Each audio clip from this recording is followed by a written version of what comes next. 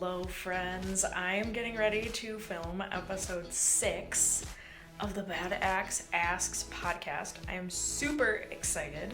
We're going to be welcoming Jam of Upbeat Jam's vegan meal service and Black Dog Metal Arts.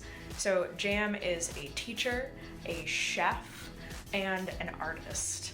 Metal forger, metal smith, pretty much all around awesome person. And we're gonna talk about building community, being a creative person, food, all that good stuff. So let's go see Jam and get to chatting. So I am here with Jam Rohr of multiple different passionate business pursuits.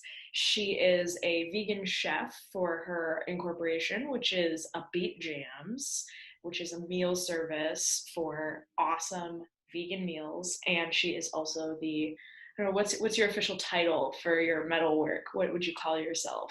Uh, I guess, well, co-owner of the company, but maybe, I should have a cool title. Metalworking Bad Ass lady. Yes. See, I realized that when I set up my business, you can put whatever title you want in Yeah, articles of organization. So my official title is Captain Queen Overlord. I love that. So I put it in my email signatures and like on some of my contracts it says CQO. I've had a couple people ask and they're like, oh. That's awesome. I love that. So metalworking badass is like a legit, like that's a vibe. You can do that. There are no rules. I love it. And then she's also a teacher. She's a professor at community college, teaching art to all the young aspiring artistes of the universe that come her way. This semester you're teaching an intro to drawing class, right? Doing some of the basics. Yep. Just Very very cool. a little bit of everything you need for drawing. It's pretty fun. Like here's a sketchbook, here's a pencil, just draw the thing. Pretty much, yeah. When I was in art school, that was one of our early like foundations professors for drawing. We had a big still life set up, and there was one of my classmates was really struggling with like seeing the forms, like breaking it down. Mm-hmm. And she's like, I can't do it. And the professor came over and he like had this like really thoughtful, like for a long time, like just stood by her, he'd look at her drawing, he'd look at that. And he'd just go, just draw it! Left. Yeah, that's pretty much what I do. I'm like, I don't know, just start drawing it and then we'll see what we can do from there.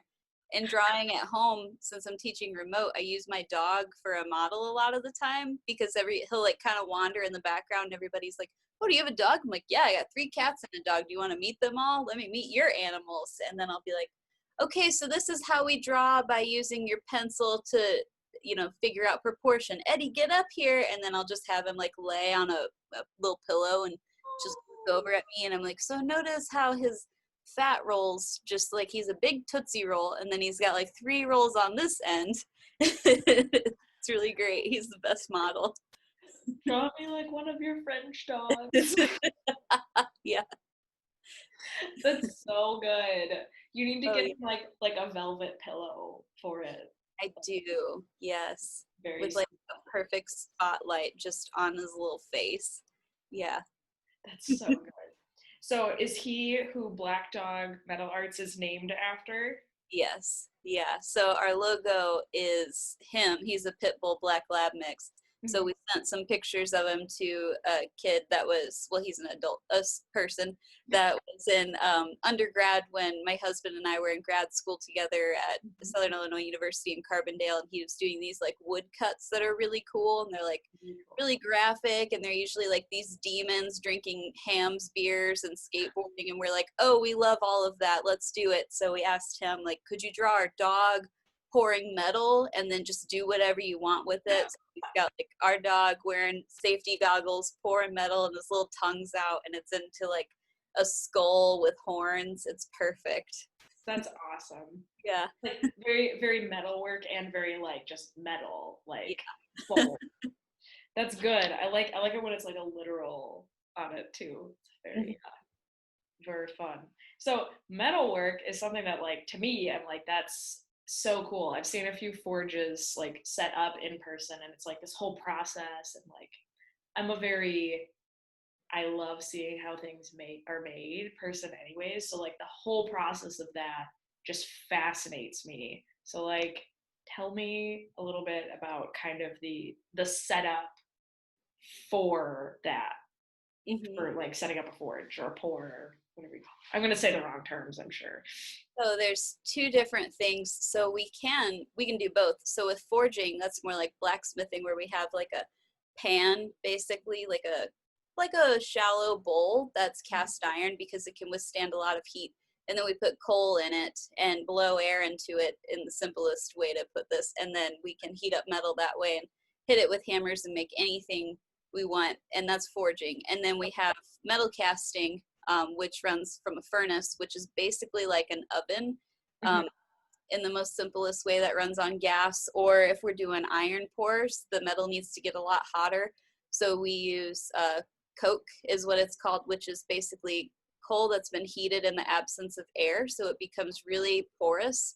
Um, Okay. so it can like get to a really high temperature. So we're mostly known for doing our iron pours because Danny and I are really involved in the iron community, which is like a worldwide community. Um, but nobody was really doing very much metal work, and definitely no iron in the Peoria area. So we were graduating from grad school, and I was like, we should move, because I'm from Peoria, and I was like, we should just move back where I'm from because there's a huge art scene. We could do really well with iron there, and then we could kind of grow to do blacksmithing classes too, or just like other bronze or aluminum casting. We could do welding, we can do anything. So we just kind of started with the iron pours mostly, Mm-hmm. because people just love it, and also people in the community love it. We do this too, where we just like travel. That's our vacation. We like travel, drive far to pour iron, which is like hot and heavy and hard, but we love it. And then we just like share some beers with people, and then we leave. So that was like a good business start for us because we couldn't afford to hire employees yet. So we just call our friends and be like, hey, we're pouring iron. If you come to town, you can stay with us and we'll make you some food, and you can make your molds here, and we'll pour some metal and then hang out. And everybody's like, cool, here I come. So, yeah, we mostly are known for doing the iron pours. And then we're setting up a forge so that we can do like small scale blacksmithing classes too, because our whole mission is basically to just get people interested in metal art, which I think people like metal art, but see it as something that they could never do. So we try to break it down to be like, well, you can do this. Yeah. Just figure out where you're at so that we can show you what it is that you are capable of that you don't know that you're capable of. So we just try to make this thing that might be intimidating more approachable to other people, which I think I just went on a big tangent, and I don't know if I answered the question, You but totally did, and you like gave me the perfect segue into my next question because you talked about community a lot and kind of, being part of that metalwork community. And to me, looking at all your various different enterprises that you're part of or that you've started, you know, food is a huge collective experience for any culture. And then metalwork, it's not just like, I'm going to go solo and do this. Like, the way you set it up and just the nature of the process in general, it takes typically more than one person, I would say, is safe. And, teaching, all of those are collective experiences. So, how important was teamwork and community building in each of your businesses, and how has that impacted your creative process as an artist and a business owner? oh gosh, it's like the most important part. Like, the reason it took me a minute to get started with Upbeat Jams was because, to really do it, like I was worried about. So when the pandemic hit, I got put on furlough, when I was teaching at Illinois Central College, and I was the curator there too. And it was such a shock.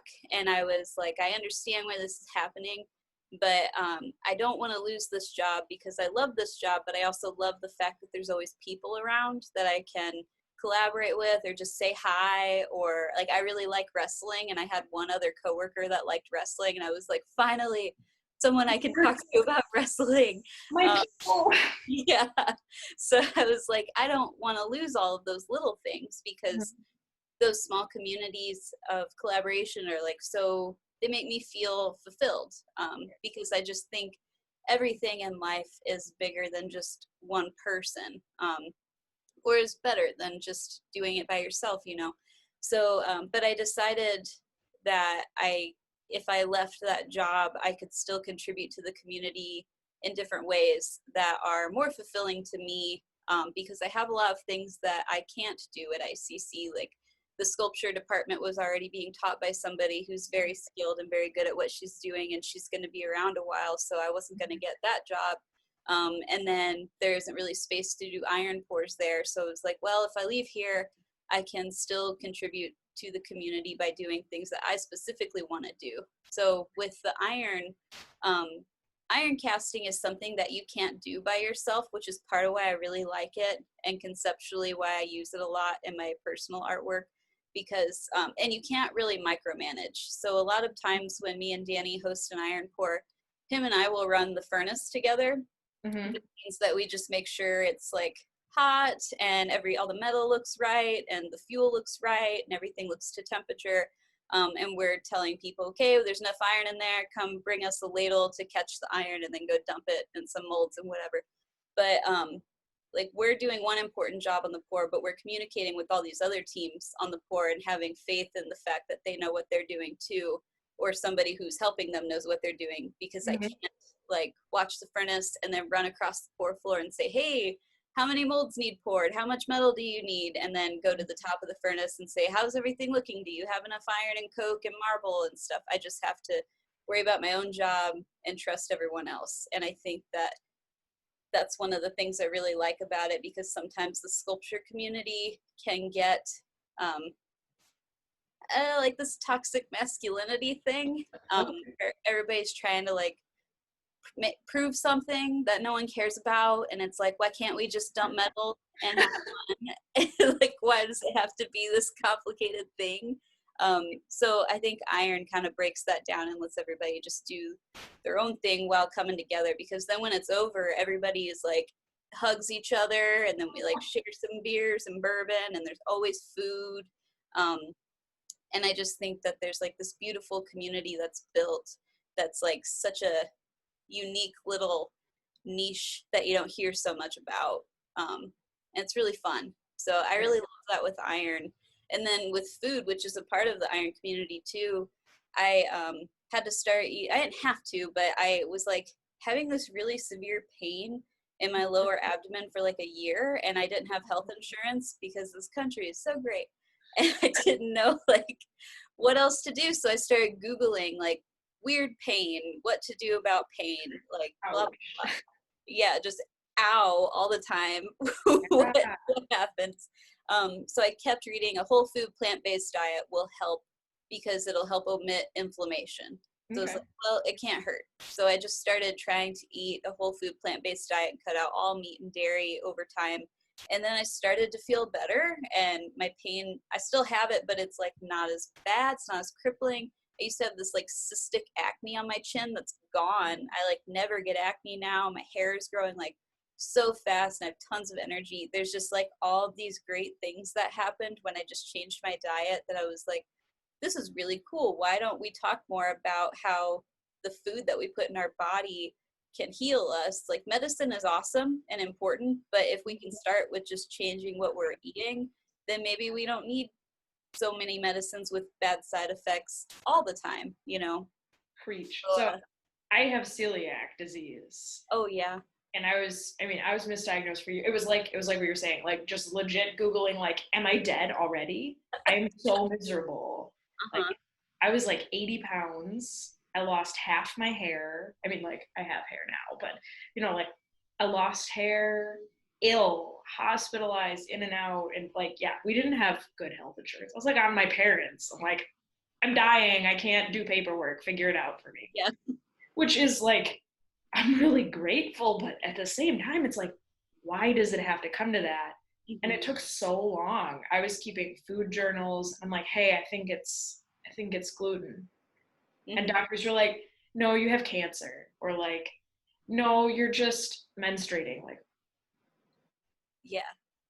like you're just, it's fine, you're just stressed. Like, yeah, of course I'm stressed, but like Yeah. I can't eat anything without feeling miserable.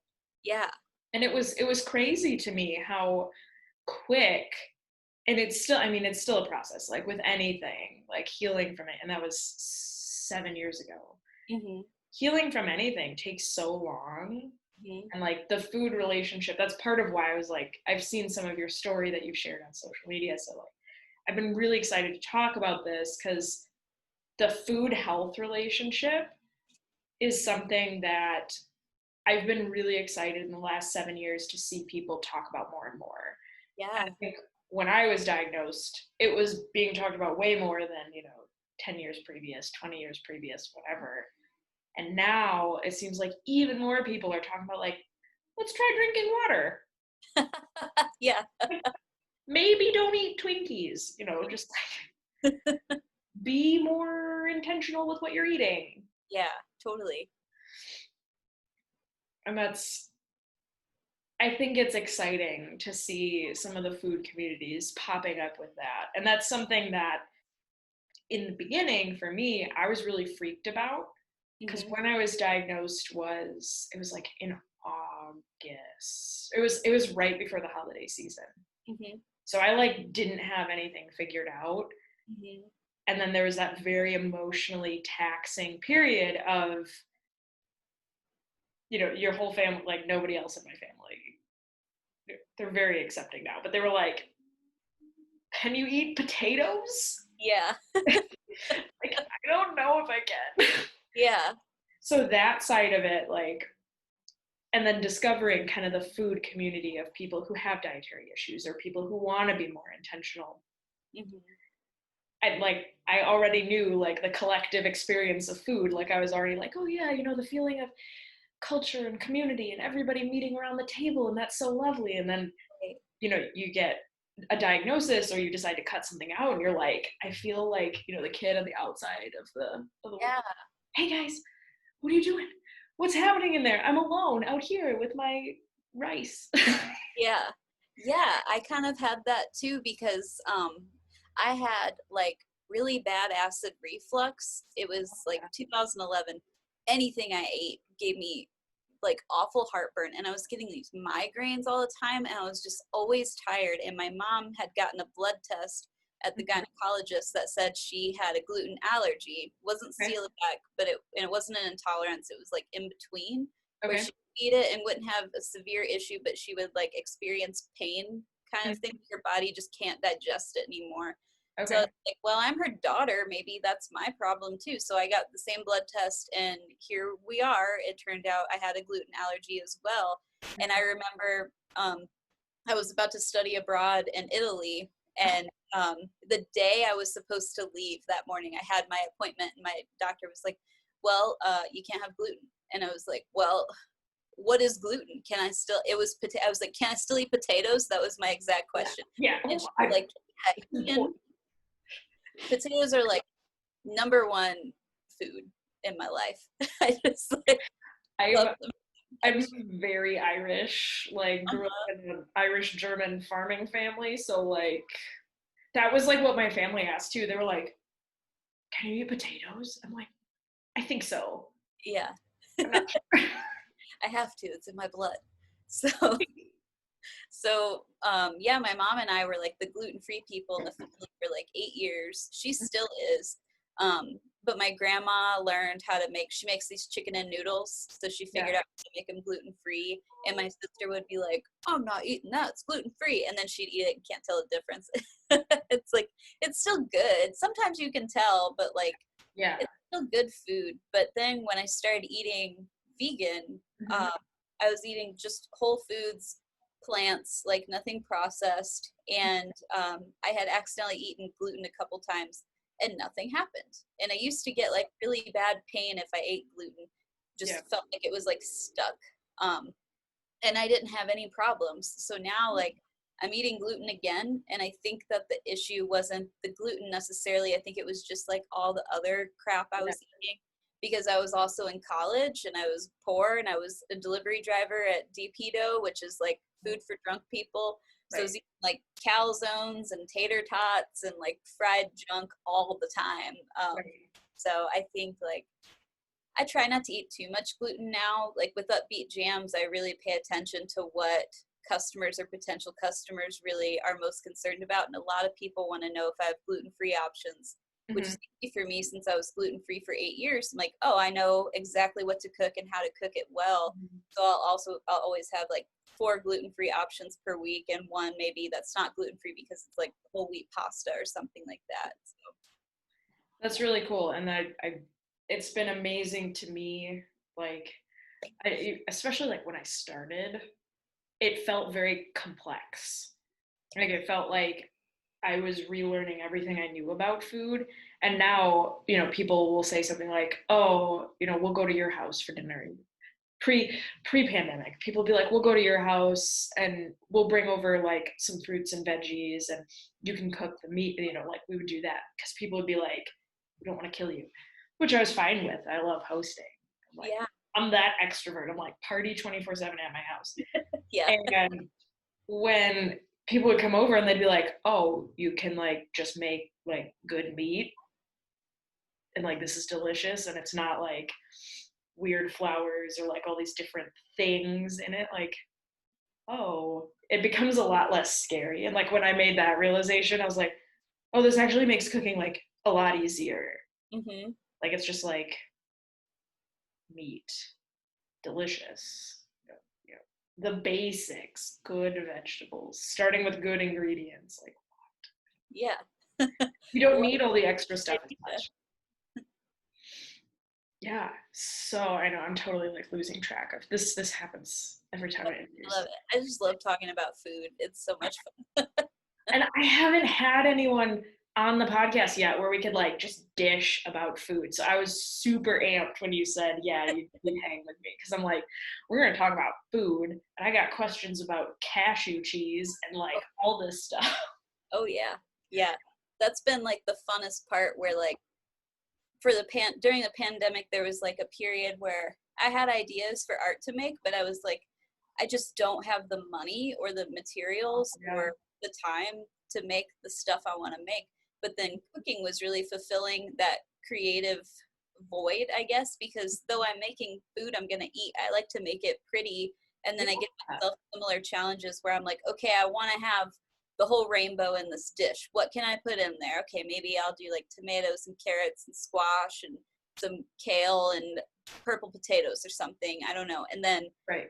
like, well, wait, I want a protein, but I stopped eating meat now. So Mhm. instead of chicken, what if I did chickpeas? That'll be cool. And I just like test stuff out. And now I've been making this vegan cheese for like a year and a half that I have like multiple different types of vegan cheese that I make that's all just made from like nuts or seeds or Mhm. tofu. And it's Mhm. super fun. Yeah. I I find that like there are definitely times where food is a stressor for I think for everybody, but like for me particularly, if I've been working, if I can go into the kitchen and it's like, kind of a chill affair, like I've had, admin day at home doing work from home stuff, and I'm like, break time, gonna make a huge lunch. Yeah. Like that's really an amazing feeling and very like creatively fulfilling because Mhm. then you get to eat it at the end, which Yeah. is best part Yeah. that you eat. Yeah. I love it. Totally. Okay, your favorite vegan snacks, go. Like 'cause snacks are like my whole heart. Probably, well, I love crispy chickpeas. Like, Okay. put a little seasoning on some chickpeas and put them in the oven for 20 minutes and just munch on those. And then they're great because I usually just buy cans because they're already soaked in Yeah. there. And then I'll eat like half and I'll have the other half that if I'm lazy and want to make just pasta and red sauce, then I'm like, oh, throw the rest of the chickpeas in there. There So we go. what temperature do you put them on? Because I've thought about roasting chickpeas because our kids are celiac too, and they love only black beans Oh, and yeah. hummus sometimes. But I got like wasabi chickpeas. I don't remember where, but like it was like a year ago, and I haven't found them since. I'm like, I could totally make them. They loved them. Yeah. Yeah, I just do, if I get the cans, I drain it and I save the water, the aquafaba it's called, because Yeah. you whip it and add a little bit of like, this isn't healthy, but I'll put a little bit of powdered sugar in it, and then it's whipped cream, and it tastes really good. Um, Really? yeah, I Ooh. love it. So I also like try not to waste anything, which Okay. is another like fun challenge with cooking food, is being Mhm. like, what can I use this for? Like if I get broccoli, on the menu coming up for Beet Jams, I've got broccoli and lentil tacos, but the broccoli is the broccoli stem. And I was like, what do you do with the stem? Like, I guess you could eat it, but I feel like it's just so hard. So Very you just popular. grate it on a cheese grater and then roast it with the lentils. It's like a nice texture. So that was fun. Um, anyway, with the chickpeas, I'll drain them and then I rinse them off and under some water and dry them out. And then I just throw like garlic and cumin and paprika and chili powder and oregano. I think that's it. And then I just like rub them on a little sheet pan and put them in at like 450 or so for the way I time things is really dumb. It's like hard to do a Till it recipe. smells good. Yeah, till it feels right. Like I always tell my husband Danny, I'll be like, okay, well, like put it in the oven and then watch an episode of Parks and Rec and then it's probably done. Or like put it on the skillet and then carry one of the cats around and then when the cat wants down, flip it. Yep. I'm very bad with timers. I totally had that happen. I was like, okay, so I put some noodles in a pot. I'm like, I'm gonna boil these. They always take way longer than I think.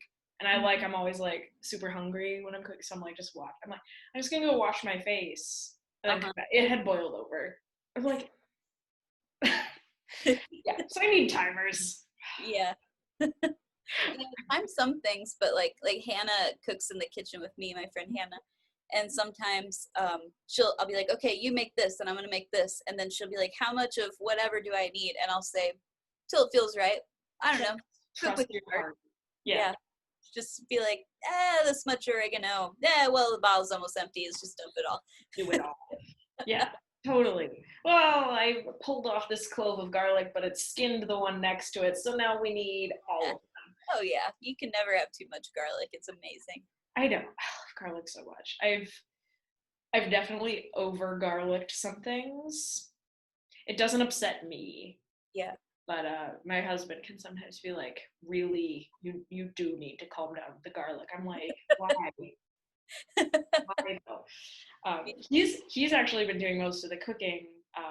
We moved in June, and we basically set up our life that he's gonna be doing more of the cooking, which a lot of people are skeptical of. They're like, yeah, really, he'll cook. I'm like, he's amazing. He made this spicy octopus paella. Huh. Interesting. It was so good. And we have so much of it in our freezer still. Oh yeah. But it's been cold enough now that I've been like, maybe we should get that octopus paella. Yeah. got Yeah. that got that on reserve. Yeah, I'm bad with portion control, which has been good for the business because I always cook. It's just me and my husband and our pets. And maybe someone comes over once in a while, but Right. like I have the Brady Bunch living with us Yeah. because like I don't know, like if I'm putting pasta and I'm like, that's enough. Well, I'm really hungry. Throw the whole box in. And then it's like leftovers for weeks. Yeah. It's been good for Upbeat Jams because I have like 30 people order and I'm like, oh good, I'll just cook like I normally do. I like cooking for a group. That always like excites me. I used to do that like when we were in college and stuff. I bought a crock pot for my dorm room and had like a contraband crock pot because you weren't supposed to. Yeah. And like we'd make pot roast in the dorms, which is like absurd. But like you'd smell it. Like I'd go to class and I'd have a pot roast cooking in my dorm, and like people would smell it. They'd be like, "Who is making meat?" Yeah. But I love that. I love like the community effects of food is so good. Okay, so food and community deeply rooted. And when you started Upbeat Jams, what was your vision for the business and its impact on the community? What was your like goal? Are you reaching it?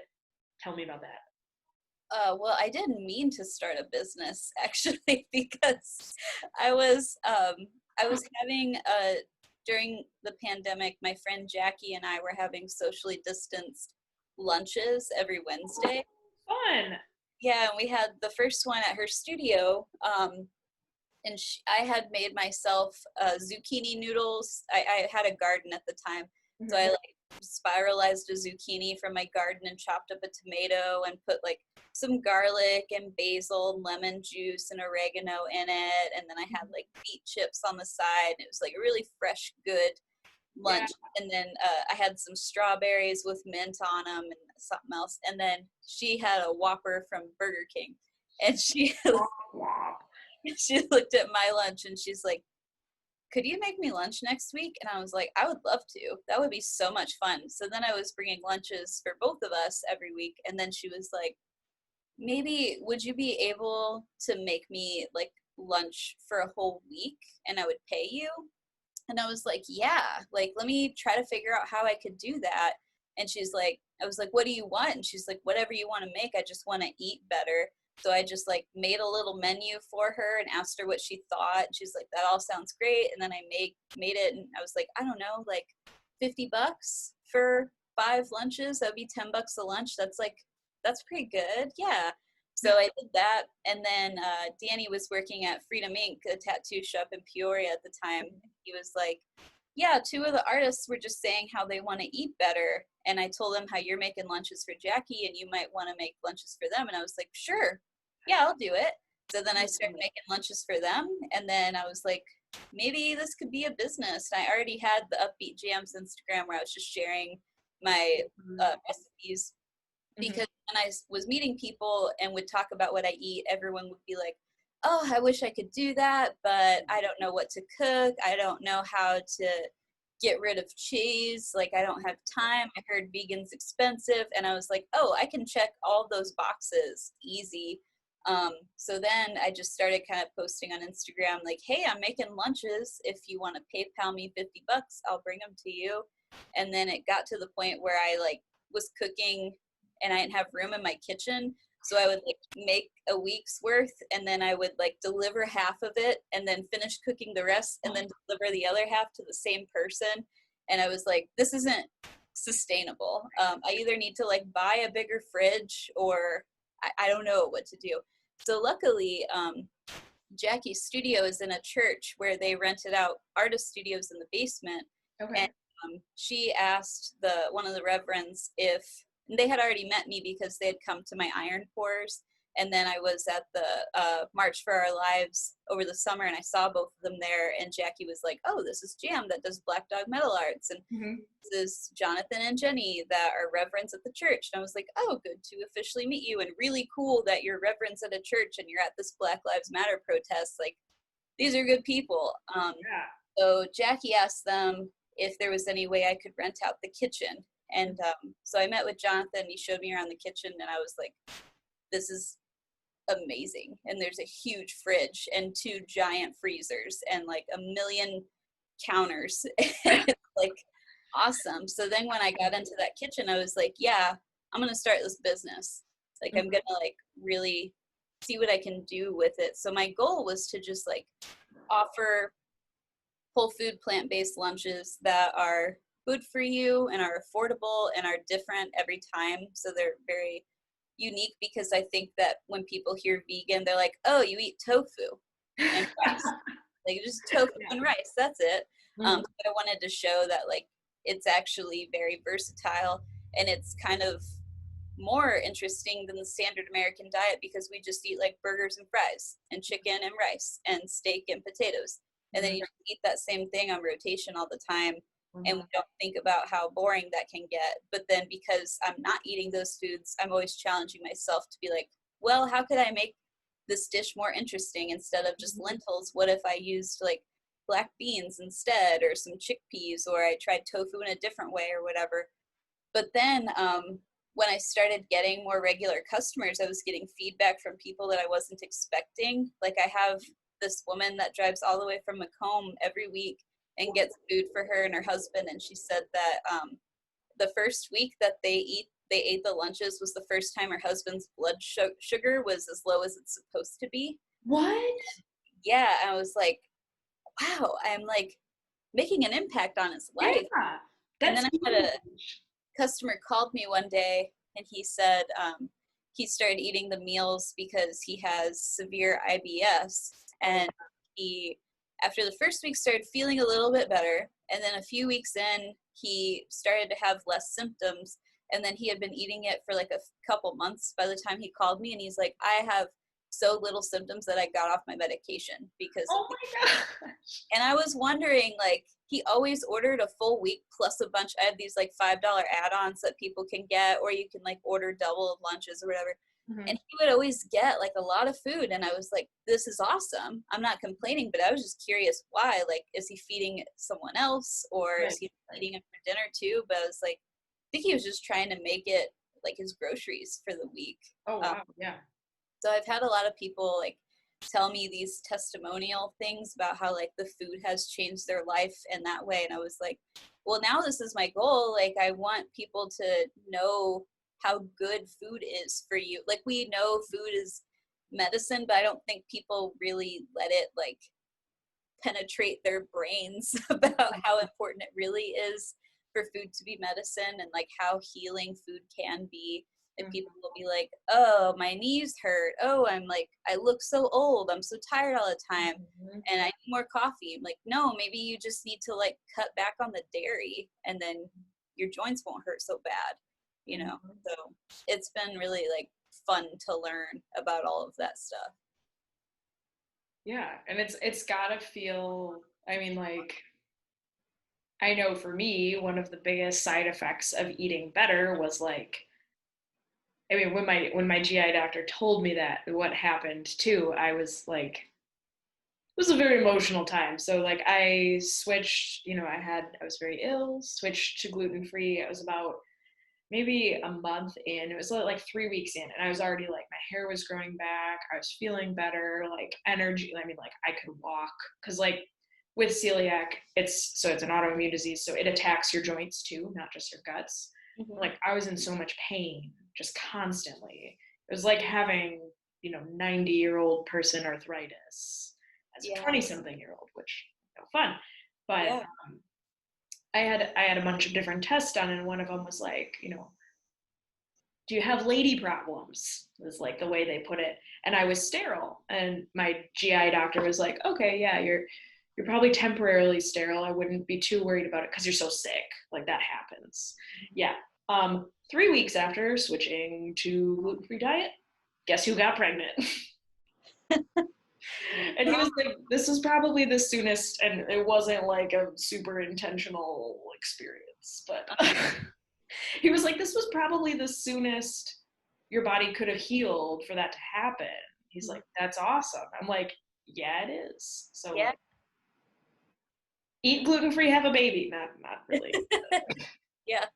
But you don't, I think a lot of people think like, yeah, I'll be healthier, I'll have more energy, but there's like so many facets that food affects in our society. And like, I mean, for me, if I wouldn't have gotten so sick, even if I would have had like half the symptoms I did, I don't know if I would have made a change.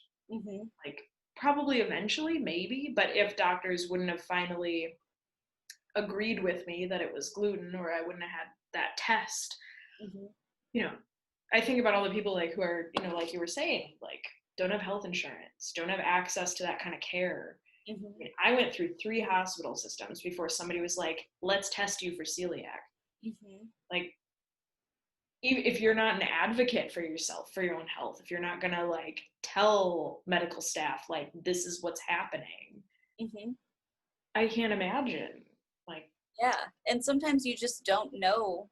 You don't have the vocabulary to explain what's happening or know where to go. Like with my pain, it was like, is this my abdomen or is this like my uterus? And I finally was able to go to the gynecologist and explain what was going on. And my sister has endometriosis, and the doctor was like, you make a really good case for endometriosis. Like, we think you have it, and the way to find out if you do is to have the surgery, which is just a laparoscopy. Like, it's no big deal. But they were like, before that, nobody was really listening. They're like, oh, you're stressed because you are working at Illinois State and Illinois Central College and you're doing Black Dog and you're trying to start. And I'm like, yeah, I know, but this is not that. Like, this is, I mean, stress probably doesn't help, but like, it's not just stress. There's something wrong and you're not listening to me. And I feel like that's just something that especially women experience going to the doctor. They're just like, oh, it's just your period. You're just getting older and it's just cramps. And it's like, no, I am like in crippling pain and it feels like being stabbed. Like, let's do something about it. But then I just switched my diet and kind of cured myself. And I just started reading more. Like, I didn't really have the vocabulary to explain what was happening and how I was feeling and like just put it into words. And I tried to like keep a little pain journal to explain, like to keep track, because then you go to the doctor and like, how long have you been experiencing pain? And you're like, I don't know. I don't even know what I ate for breakfast, you know? So I had like a journal to show this often is, and this severity, you know? But then I just started like listening to this podcast called The Exam Room, which is really cool. Just talks about food and stuff. And I found the Physicians Committee and was like reading their website about all this great content about food being healing. And I was like, well, if I can't get surgery or medication, let's just start with food because that's something I can afford. You can control it a little more too. Yeah. And it's been great. It hasn't been the cure-all, but it's definitely helped a lot. So right. And that's something too that I think a lot of people look at food when, you know, when they're in a position where, you know, they're miserable, they're in a lot of pain, or they have some symptoms that are just, you know, wrecking their life. And they're like, if I can't fix all of them, it's not worth it. You know what I mean? They're like, I'd rather be miserable and eat bacon and cheese every day than give it a try and live less. Yeah. People don't know, you know, like, I mean, I think about that too with like, you know, my own life. I'm like, when I was first diagnosed, there were definitely like tantrums of like, I can't eat anything. And like, well, like now, you know, people ask like, would you, you know, what would you eat? What do you actually eat that's gluten? I'm like, literally nothing. I like, what are you tempted by? I'm like, there are definitely things I miss, but like it's not worth it. Like, not at all. And I feel like taste preferences change. Like I was like cutting out meat wasn't really that hard, surprisingly. I was eating meat every day, twice a day. Like chicken for dinner was the standard, just always. And people can do what they want. They can eat meat. I'm not one of those vegans that's like, you should all be vegan. I just think people should eat more plants in addition to what they're already eating at the very least. But like, cutting out meat really wasn't that hard. The hard thing was the dairy, because cheese was God. I just like loved cheese. But then I read this book called The Cheese Trap by Dr. Neil Barnard, where he's talking about we're all literally addicted to cheese. Like same with coffee. People are really addicted to coffee. And I'm going to butcher it, but something like in your brain, the way that we react to cheese is the same that people react to heroin. Like we just like feel like we can't live without it, and we have withdrawal from cheese. And I was like, I don't like that I'm addicted to a food. That's like, ridiculous. So cutting out cheese was really hard, but once I did and I like stopped craving it, every so often like someone will have, my husband will get a pizza or something and I'll try a bite and I'm like, this isn't really that good. It's like not even good. Kind of gross and weird because like my taste has changed. You know? Right. And I mean, that's a big thing too. I mean, even before I was diagnosed, we had some family friends that were gluten-free. And even still, like after, you know, living gluten-free for so long, I don't know what they do, but like they would make a lot of like baked goods that were gluten-free, but they were always awful. And they still like, and I thought that was it. I'm like, this is the rest of my life, like eating sawdust. Like it's over. Like, you know, I was like the bread lovinist girl. Like that was my thing. And it's I don't know, it's like it was weird for me. It was more, yes, I was like gonna miss the flavor, but I was also like, I can't go to a restaurant. You know, I can't eat at like a holiday party without being freaked out. And like to a degree that's still true. Mhm. But like it was for me, it was more like the community loss fear. Like I'm such an extrovert people person. I'm like, people are not going to invite me over because I can't eat their food, which was not true. But in my mind, I was like, I'm an outcast. I'm Yeah. off the island. Yeah, I'm the same way. Like I'm very people oriented and I love hosting and cooking Mm-hmm. and I just love caring for people and I love like I show love through your belly. I just Yep. like let me fill your belly with good gooey food that I cooked with love, you know. But I was worried about that too and then really it's like usually it's a potluck that we go to and I'll just bring something I can eat and then Yep. everyone will eat it and be like, "Dang, that's good. I should eat more Yeah. or whatever." And like going out to eat isn't even fun anymore. I mean, not Well, COVID, but like we'll go to eat and I'll be like, I paid like $20 for this. It's not that good. Like I could have made it better. And I know that's like what your parents say when they're like, I could have just made this at home, but I could. yeah. And it would be way more delicious. So And we're really lucky where we live because we live outside of Galena. So like Galena has a lot of like really, really good food and a lot of like very accessible gluten-free options. So like I'm still definitely a fan of going out because there are good options. Like, you know, if there wasn't anything exciting to eat, I'd be like, oh, this is stupid. Why are we doing this? Just go home and cook.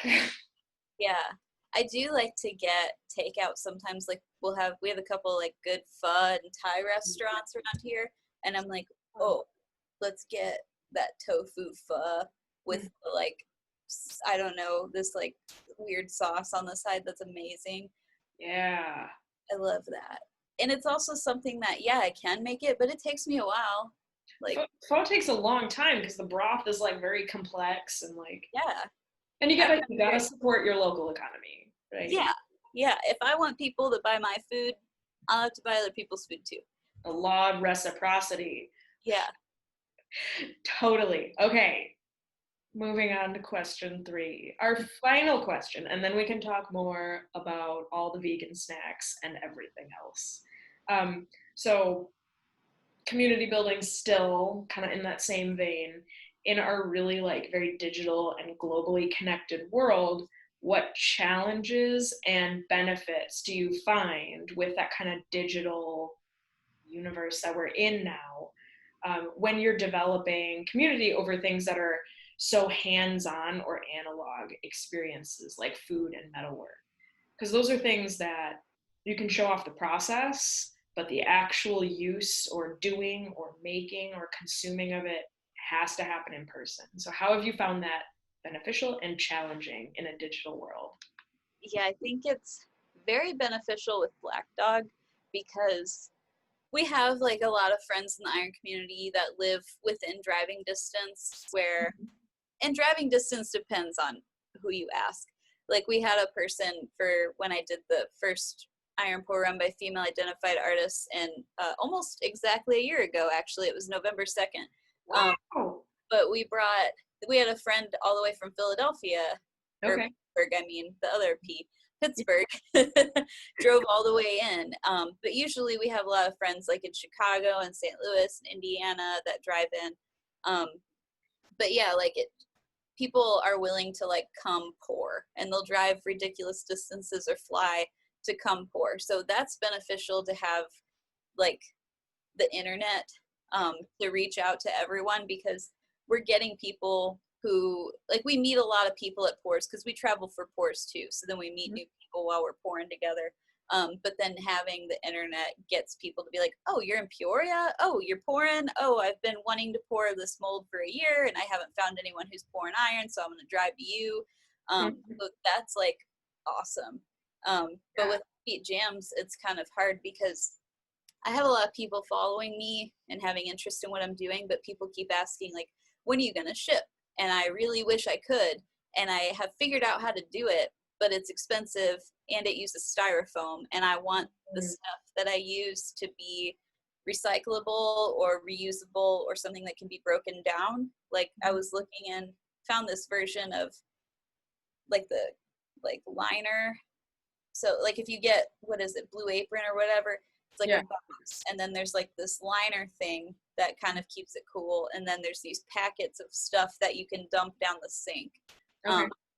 So I wanted like something like that, but it's something that you could throw in your compost when you're done, or you could use the liner as a cooler when you're done or something.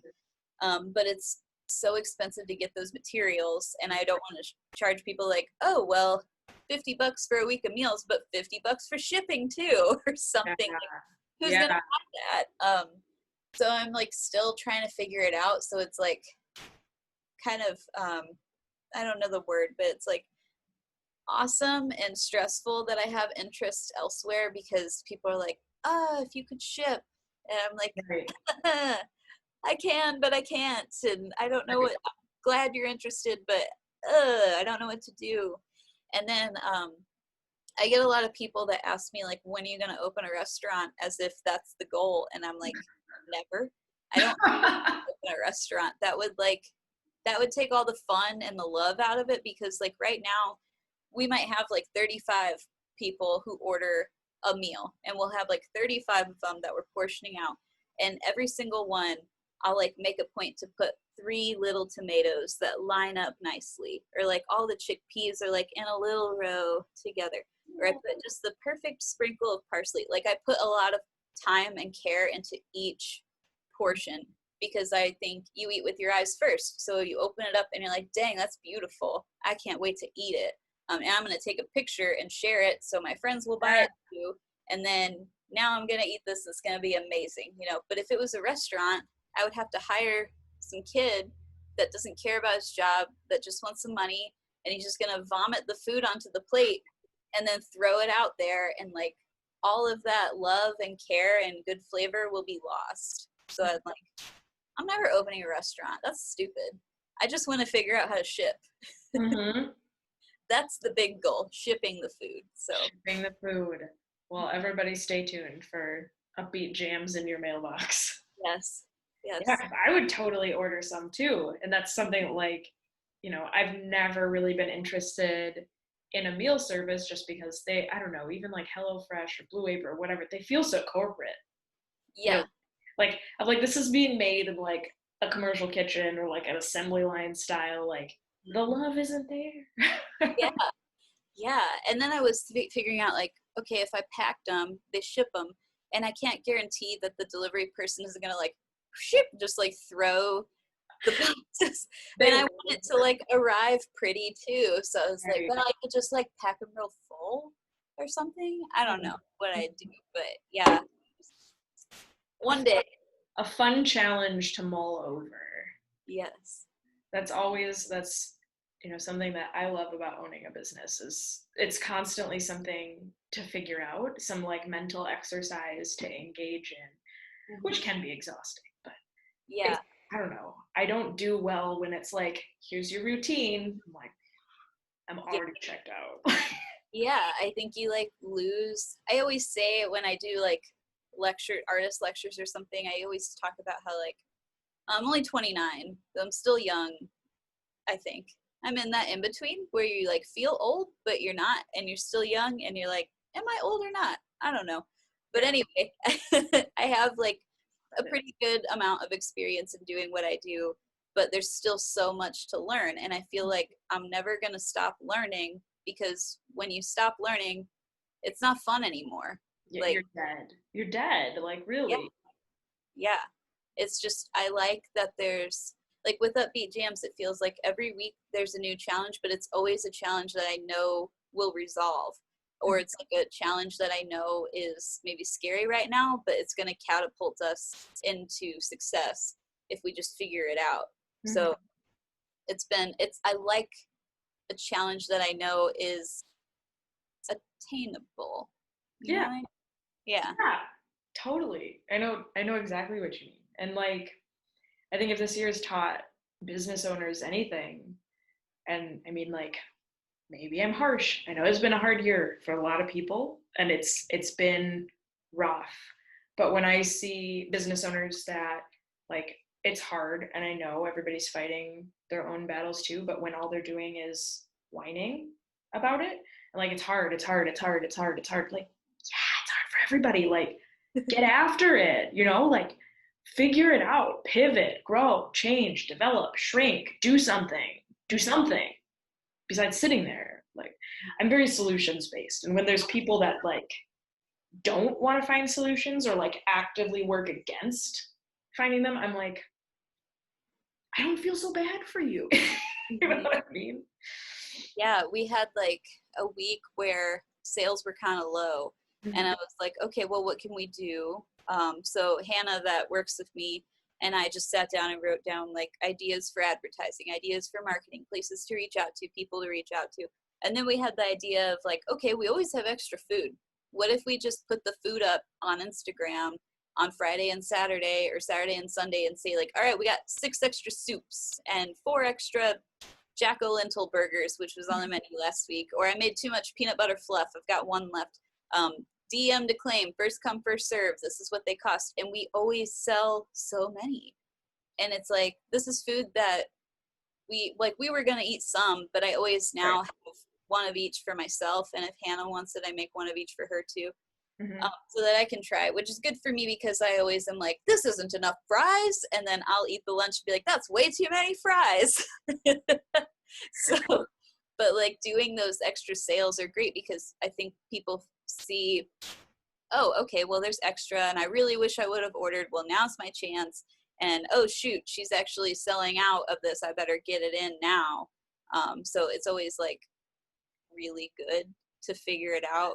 Like whenever we get really bummed about how few orders we get, instead, I mean, maybe I'll take 5 minutes and be like, just feel sorry for myself and be like, oh, I failed, and be really dramatic.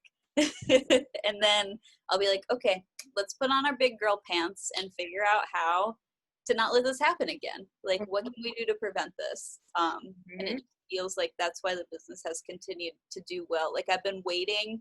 I keep telling myself it's doing well because we're in the honeymoon phase. We just started and we're still in the honeymoon phase. And I'm like, no, we're not. We've been doing this since March. Doing it through a pandemic too. Like, that's not a honeymoon. I know. Yeah, I'm like, there is no, like, we passed the honeymoon phase if there ever was one. Like, it's been getting better because Hannah and I are always like, what should we do different next week? What if we do these raffles and then we support local artists too? And like, what if we do the music recommendation every week and have one on here? And then Hannah is like, she's trained in graphic design. So she's like making nice, because I taught graphic design, but it doesn't mean I was trained in graphic design. I just know how to use Photoshop. So I like made a flyer and it's not good. And I know it's not good, but I don't know how to make it good.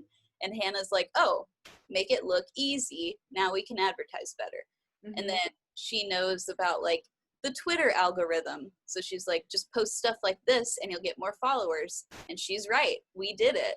And she's like, you're a very unique person. So why don't we film you putting together the food when you're like dancing to music or laughing about puns? And we do. And then people message and they're like, I love that you guys are just bumping this music and you look like you're having so much fun.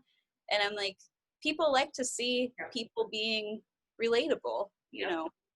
So it's been really fun to kind of learn how to use social media. Yeah.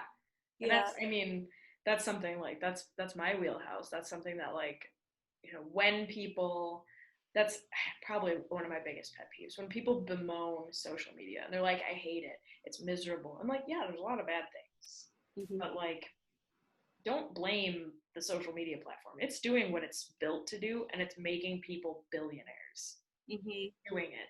So it's not broken. Like when people are like, the algorithm hates me, I'm like, maybe your content sucks.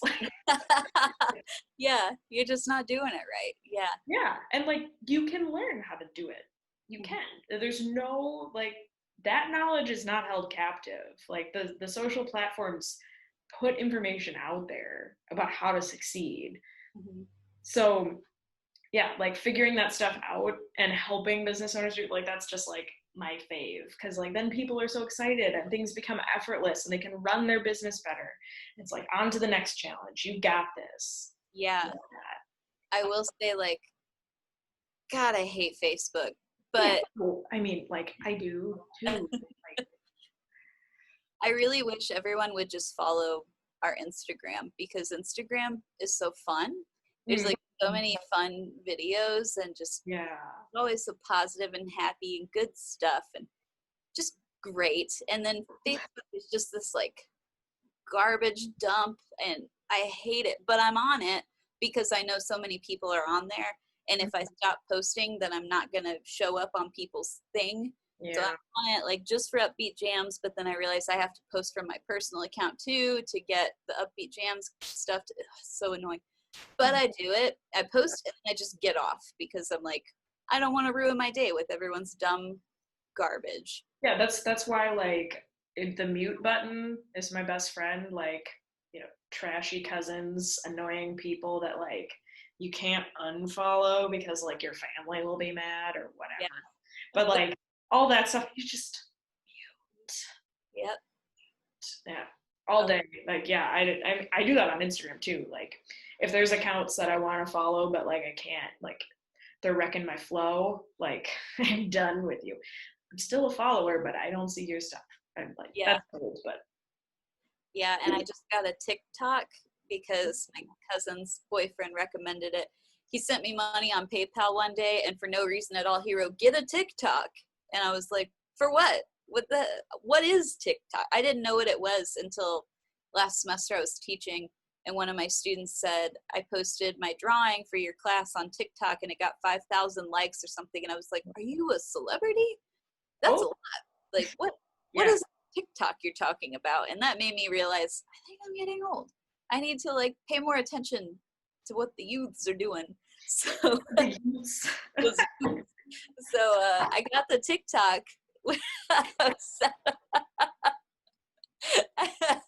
I got one of those TikToks, and it is great for. It's like I'm still learning how to use it, but it is great with the food because like I try to share recipes. So instead of sharing the recipe, I'll share like, oh look, I'm making jackfruit chili. Onions are in, carrots are in. Here go the peppers. Here's stirring. Here's Hannah dancing. Okay, now here's all of the beans and broth, and then finished chili. Go order it, and then I'll get like, because I can see like how people came Yeah. to my website, Mm-hmm. and nobody's going straight from TikTok because I don't know how to set that up, but I am getting like more organic views or whatever it's called when people Mm-hmm. just type in Yep. BPMs, and I think that it's coming from people seeing it on TikTok. So pretty I'm sure it's contributing. Yeah. Social media is interesting, and that's why I like it because it's constantly like something new, which again, exhausting, but yeah. still interesting. Okay, closing question. I got to think of something really clever. I've asked you all of my questions from my list. If you could give someone advice about starting either a new food endeavor, like in their own personal life, or a business endeavor, what advice would you give them? Oh, I would say take a year of trying it before you commit to it. Hmm? Like with what I was realizing, starting up Beet Jams was so much easier because I had already jumped through all the hoops with Black Dog about like incorporating and finding an attorney and getting a bank account and all the stuff that you have to do Yeah. legally, an accountant and your taxes. And I don't know, it was like everyone said you have to do this, so I thought I have to do it right now. But I wish we had waited a few years. And then with Upbeat Jams, I was just building it up with just a friend, just making lunches for a friend and having her give me feedback every week about what'd you like, what'd you not like, what was easy, what was stupid, what was got you excited, what was your favorite dessert. So I kind of took a few months to really like figure out the little things that I didn't think about, um, Mm-hmm. which I think is why it's doing so well now because I had taken that time before I really opened it up to the public to figure out the small stuff that I didn't know would be a problem. Um, and then there were a few other problems that came up that could have been avoided had I taken more time. So I'd say Yeah. like know what you want to do and maybe like in Peoria, I think this is a national thing, but we have SCORE, Yeah. Yeah. and we have like the SCORE Peoria business plan template, and it's like Mhm. 30 pages, and you don't need it unless you're going to get like a bank loan or something, but I still filled it out anyway because it really helped me figure out like who is my target audience? How do I reach them? What are my goals in 1, 3, and 5 years and 10 years? And what is my mission statement? Yeah. And all that stuff. So I think like take a year to figure it all out and do the SCORE business template. And then you're going to be like golden by the time you open it up to the public. Yeah. And like I've facilitated a couple different entrepreneur like training programs where that was kind of like that, it was like an 8-week, very intensive, like we met once a week and we went through all of that. Like we had attorneys in, we had accountants in, we talked about all the things that you're probably not thinking about when you're starting a business, because you're just like, yay, everybody loves it, it's gonna be great. Yeah. But we went through all that, and one of the things that when I was trained on how to facilitate that we were talking about is one of the best outcomes of that process of like really diving into the details is someone will decide not to start a business. Somebody will go through it and realize, hey, I'm just really passionate about this on a personal level. Monetizing it is going to make me hate my life, divorce my spouse, cry a lot, like whatever. Like it doesn't make sense. Or I love cooking, but I would never start a restaurant.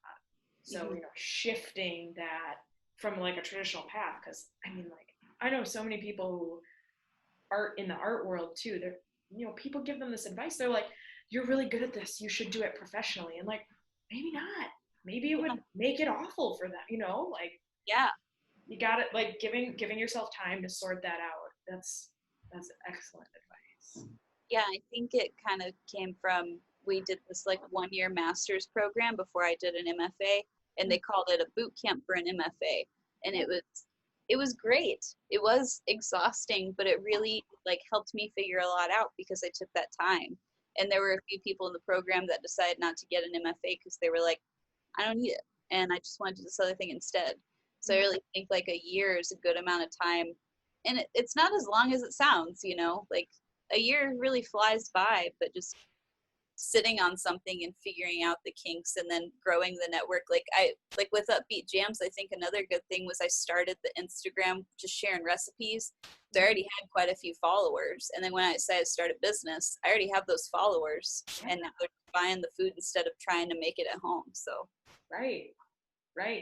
And that's, I mean, from a marketing standpoint, that's really smart. And like, just starting something very organically, really clever. Like, well, hey, thanks for chatting with me. This was fun. I still have to work out my vegan cheese questions, because I was eating cashews before we jumped in this Zoom call, and I was like, cashew cheese though, I gotta figure it out. It's really good. I'll share some recipes. All right, I'm into it. So if you want to check out all of Jam's awesome enterprises, I have the links down below in the description. Follow her on Instagram, Twitter apparently too, Facebook. She hates Facebook. Get on her Instagram. Yeah. For amazing vegan food info, if you're local. If you're not, I'm sure she wouldn't mind a DM about how to be vegan. Yeah. How to incorporate more plants into your diet, whether or not you're vegan. And her metalwork is astounding. And if you're a process person like me, it's super fascinating to see what goes in behind a pour and all of those different things. So yeah, if you have questions, drop them in the comments. I will shoot them her way and hopefully get you guys some answers. So thanks for hanging out, ma'am. Thank you for having me. This was super fun. I'm glad you had fun. I had a lot of fun too. Cool. I also want to say I love that your background looks like you're just in this magical village. I legit am though. Like, it's not even a virtual backdrop.